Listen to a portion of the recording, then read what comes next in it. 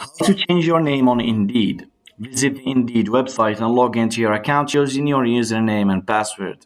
Once logged in, click on your name or profile picture in the top right corner of the screen to access your account settings. From the drop down menu, select Account to navigate to the settings page.